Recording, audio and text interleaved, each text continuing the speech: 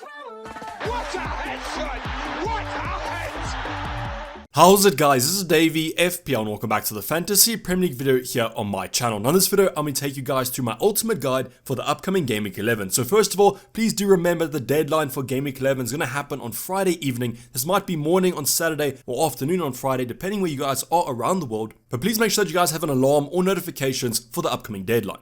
But now that we got through that announcement for the ultimate guide, we're going to be going through the usual talking points, our stats list, such our watch list of the various teams from an attacking and defensive point of view. Then a big portion of the ultimate guide for the upcoming Game Week 11 will be all about the best fixtures, as we are 6 game weeks from now till Game Week 16, and as you guys know, that's when the World Cup starts. So I'll be going through the top 6 best fixtures rated by Fantasy Football Fix, so make sure that you guys stay for that talking point. Then finally, I'll be going over captaincy, and this week might be a little bit of an interesting debate. Yes, Haaland does face Liverpool, are pretty bad, but there might be a debate to go for a differential captain this week. So that talking point is going to kind of wrap up our ultimate guide for Game Week 11. So that's something you guys are interested in. Sit back, relax, and let's get straight into it. Now the first talking point I just want to remind you guys about is the European competitions. Now I'm actually recording this on Tuesday evening before the Champions League games have actually kicked off. So therefore, if anything comes from that Man City game tonight, just keep that in mind. Now there are some talking points kind of relating to Liverpool and Man City. Both these two teams actually meet on Sunday, but from Man City's point of view, I want to monitor game time as well as injuries. Then in terms of Liverpool, news has just dropped today that Matip will be out for 2 to 3 weeks, same as Trent for the kind of time frame there. Luis Diaz out until the World Cup. So therefore in the Champions League, I want to be monitoring the kind of starting 11. I want to see if it's actually a respective team, because otherwise it's definitely going to be Man City captain and the triple up will stay. Then in terms of other teams, obviously we have Spurs, Arsenal, all these kind of high flying sides, and also some focus needs to be paid to those conference and also Europa League teams. But just make sure that you guys are monitoring the kind of injuries and also the playing time of the Champions League, Europa and Conference League, and you guys should be absolutely fine. Now going on to our first main topic of the ultimate guide, and that's going to be our stats list, such our watch list. Introduced this season just in terms of the kind of team reviews, the player reviews, in terms of the stats, as I don't really think that watch list can be a little bit boring. Now as you always do, I'm going to be going from an attack and a defensive side of things. So the first stat we're going to be going over is going to be all about the attack, and this is going to be the top 5 teams in terms of XG non-penalty. Now if you guys do want to go into some player stats, so for example you want to see which player has the highest XG, spoiler alert, it's going to be Haaland. You guys can go over to Fantasy Football Fix and go to their Opta Stats Sandbox, and that's where I got these stats. Now in terms of XG non-penalty, I like to go for the non-penalty because penalties are sometimes not as sustainable, and also these stats will be per game since there was that blank Game Week 8. Now the first team, no surprise, is going to be Man City with a massive 2.26 XG per game. So what that is telling you is that Man City are basically expected to score 2.3 goals per game, which is absolutely massive. Now add that to Liverpool's defensive woes. Up next, that fixture looks prime for Haaland captain, and also I'm pretty happy to own Kevin De Bruyne. Now the big thing is, please note that in Game Week 12, Man City and Arsenal do have a blank game week, so I think kind of taking 2 free chances into Game Week 12 might be quite useful for a couple of switcheroos. But then in Game Week 13, Brighton at home, yes, it's a little bit of a tougher game on paper, but this is Man City at the end of the day, and they're pretty much the most fixture-proof team. The next team also having a cracking season is going to be Arsenal, with just under 2 goals expected per game. And just look at those fixtures coming up. Leeds away, massive fixture on paper. You guys will see in terms of XG conceded, Leeds are currently the 5th worst defense. And that blank Game Week 12 against Man City. Now after that though, Arsenal have some nice fixtures coming up. Southampton away, and also play Nottingham Forest shortly after that. So currently on my radar, if you guys watch my kind of team selection videos and my transfer plan videos, you'll know that I actually took Saka out for Zaha last week. Massive mistake on paper, just hoping that Zaha can maybe repay me in Game Week 11, but definitely Saka's on my radar from Game Week 13 onwards. Then go on to those Liverpool assets, 1.85 XG per game. However, against Man City at home, yes, it is a home fixture, but Man City are a very good defensive and attacking side, so I'm not really expecting too much out of those Liverpool assets.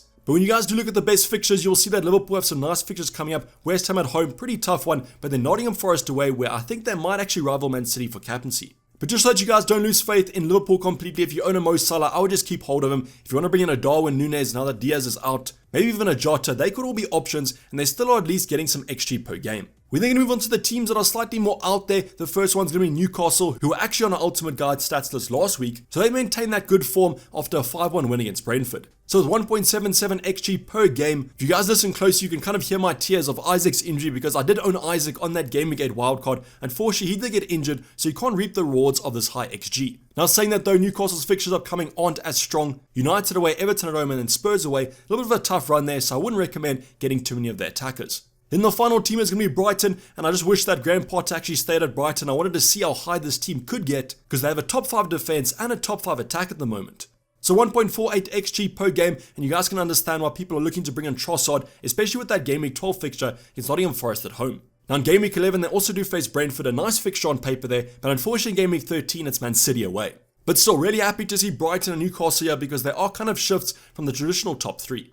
Now as I say in every ultimate guide when we go over this section, you got to have the bad with the good. So now going on to the bottom 5 teams in terms of XG non-penalty, the reason I'm kind of highlighting these teams is to maybe avoid their attacks, but also if you do have defenders playing these teams, the chance of a clean sheet should be pretty strong. Now going back to that prior point of avoiding bringing them in, you can look at myself for this first team. I brought in Solanke from Bournemouth a couple of game weeks ago, managed to get 8 points in game week 10, but I can consider that maybe a little bit lucky. When looking at the XG non-penalty of 0.59, that ranks worse in the Prem at the current moment, and as a newly promoted side, I guess that might be a little bit expected. Now saying that though, they do have some nice fixtures coming up. Fulham away is a great game, Southampton at home should be a strong one, then game week 13 West Ham is a little bit of a bad one. But still, with these Bournemouth options being so cheap, I think that guarantees you to get a nice little cheap enabler that'll hopefully play 90 minutes and get you 1 or 2 attacking returns. Next up is going to be Leicester, and I think that's the reason we only own one Maddison option. Unfortunately, their attackers are pretty kind of rotation prone, and also their XG non-penalties are looking too strong per game. But you guys do know that Leicester have some nice fixtures coming up: Crystal Palace at home, Leeds at home, and then Wolves away. They should hopefully do some damage in those games. Then we're going to move on to Wolves, and this is the exact reason why I was really angry that Reece James was benched on the weekend. We all know that Wolves are struggling to score at the current moment, and that's why I thought that clean sheet was basically guaranteed for James. Now I do think they will improve this in Game Week 11 though. Nottingham Forest at home is a great fixture, then Crystal Palace away and Leicester at home, pretty strong fixtures on paper, and therefore I do expect Wolves to improve.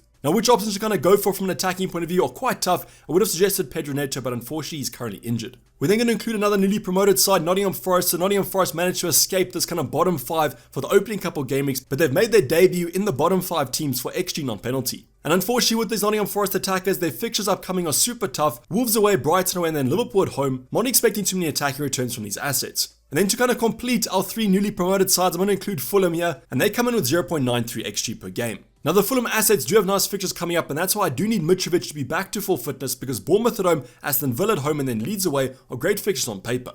But to kind of reiterate what I mean about these teams, if you have defenders playing against them, pretty strong chance of a clean sheet, and if you're looking to bring one of their assets in, you might be second guessing this.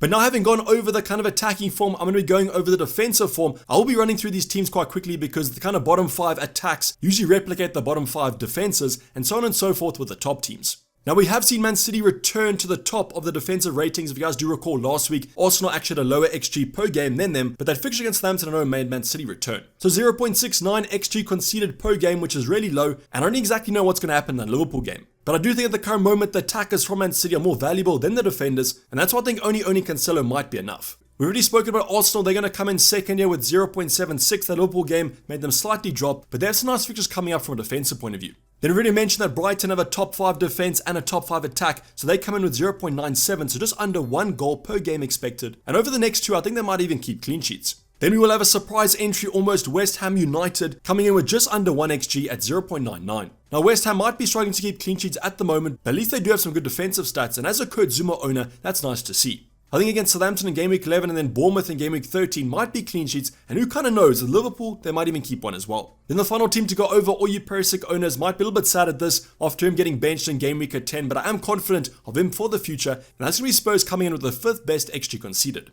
Now their fixtures also for the upcoming game weeks are looking pretty strong, and that's how Perisic might actually be a transfer in, as long as he is nailed to start. Now the bottom 5 teams, unfortunately Fulham are going to remain as the worst defense in the Prem at the moment, 2.18 conceded, and me as a Solanke owner is pretty happy at that. Now they might improve that over the upcoming game weeks, but can't see Fulham actually keeping too many clean sheets, and that's why I would avoid their defense. But if you guys do want to target some attackers, definitely target the fixtures on the right hand side. These are going to be options that face these bottom 5 teams, and therefore should hopefully get you some hauls. Then we go to Nottingham Forest, who have been the kind of historic worst defense, but they've dropped to second, and their fixtures are coming against Wolves, Brighton, and Liverpool, where I would target those attacks. Then Crystal Palace, who are slightly improving their XG kind of every single game week. If you guys do own Gay, pretty happy at that. And hopefully over the next few, they can keep clean sheets, as long as it's not in Game Week 11 against Maddison. Talking about Maddison, we're going to have Leicester up next, but you guys already know this. You Danny Ward owners know that he can't keep a clean sheet. And hopefully in Game Week 11 against Leicester, we do have a Wilfred Zaha Hall. Then the final team to go over is historic, kind of a bad defense, but they've actually improved over the prior season. It's going to be Leeds with 1.6 XG conceded per game. Now, if you guys do own those Arsenal assets, such as a Saka, Martinelli, maybe even a Gabriel Jesus, there might even be captaincy options, but we'll talk about that a little bit later on. But these are going to be the bottom 5 teams in terms of XG conceded. I would target the attackers facing these teams, and if you want to bring in a defender from them, maybe think again. But this is basically wrap up the kind of stats section of the video. You guys would have seen the top 5, bottom 5 teams in terms of attack and defense. But let me know in the comments down below if you think there are any teams that are regressing or improving on the attacking and defensive side of things. Now the next talking point is probably going to be the main talking point of this ultimate guide. And the reason for that is, as I mentioned in the introduction, 6 game weeks from now till that World Cup. Now the big thing about the World Cup is that obviously after Game Week 16 and before Game Week 17, we do get a free wildcard, and that's why we're only considering the fixtures from now till then. Now those 6 game weeks directly correlate with my favorite kind of timeline for fixtures. It's going to be Game Week 11 to Game Week 16 on screen right now. Now first off, about these fixtures, what I did was I went over to Fantasy Football Fix, went onto their fixture planner and sorted according to attacking difficulty. I just usually prefer the attack versus the defensive difficulty because it's slightly more exciting. What I then did was I took kind of the defensive stats, XG conceded, I then sorted the teams according to best to worst, and that's why the colors of the difficulties might actually be different from yours. But don't worry, the fixtures will stay the same, the fixture difficulty will just change or the color will change depending on your discretion. Now the first team to talk about is going to be an entry of a top 6 historic side. Don't think it's going to be a top 6 side this season, it's actually going to be Liverpool. Now this is a major talking point because if you guys don't want to get those Liverpool assets in, you might want to think again because from Game Week 13 onwards, there's some of the best fixtures in the Prem. Now that West Ham Game Week 12 fixture might be a little bit tough, but if you want to captain Mo Salah and he looks better in the Champions League tomorrow, or at least against Man City, he could even be the standout captain for Game Week 12 against West Ham at home. But then after that, from Game Week 13 to 16, just hope that he is showing better form up until then, because then it's an easy transfer from De Bruyne to Salah for me. Now in terms of the defenders, I probably won't look at many of their assets, especially if Trent is going to be out injured. Robbo's back in training, but I don't think he'll be back for the short term, and that's why Salah's probably the only option I would look at. Now the next team is going to be Bournemouth. Nice to see that their fixtures do continue from now till Game Week 16, so if you guys don't have Solanke, could always bring him in if you want a cheap enabler, but other than that, I probably won't look too far. We then have Crystal Palace, and their fixtures are basically the reason I brought in Wilfried Zaha over Saka, because just look at those fixtures from now till then, hopefully some massive hauls on the cards. The next team is going to be Wolves, and they have some tough fixtures over the opening couple game weeks, but from now till Game Week 16, pretty strong ones, and that's why if you guys want to go for a short-term punt, you might want to kind of predict which attack is going to start for them. They are a little bit annoying, and as I said, a short-term punt because Game Week 15 and 16 don't look as strong. We then have another top 6 traditional side. It's going to be the Spurs asset. If you guys do own a Harry Kane or Son, they look like they could be on some good form from at least now till Game Week 16.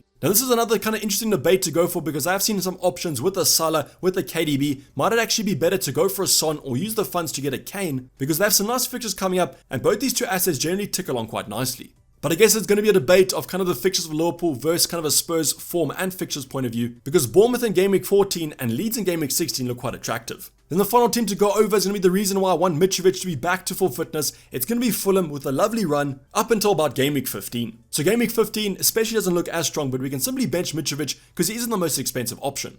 But what's nice to see here is that at least we do have some kind of traditional top 6 sides, Liverpool and Spurs entering into the best fixtures, and therefore they could be the premiums to actually go for from now to Game Week 16. But what I will say is that Man City are probably the most fixture-proof team in the Prem at the moment, so even if they don't have the best fixtures, they still can score or keep a clean sheet against anyone. So let me know in the comments down below, any of these teams kind of caught your attention? Are you now considering bringing in a Salah for Game Week 13 onwards? Or are you still sticking with the no Salah strategy? Also, if there are any teams that I've left out with great fixtures, comment them down below and the reason why you actually are going for them. Now the final talking point to go over is going to be all about captaincy. Now yes, I do understand that most managers will actually go for Haaland every single game week, but this week might be a little bit of a differential one. Now I generally don't think so because I think Liverpool's defensive form has kind of reassured us that Haaland will still do quite well in Game Week 11, and that's why I think you guys have to be super brave if you guys do want to go for a differential. I know myself, I'm a Liverpool fan, but I'm expecting Man City to take us to the cleaners, and that's why my captaincy armband will be on Haaland as long as he doesn't get injured in the Champions League tonight.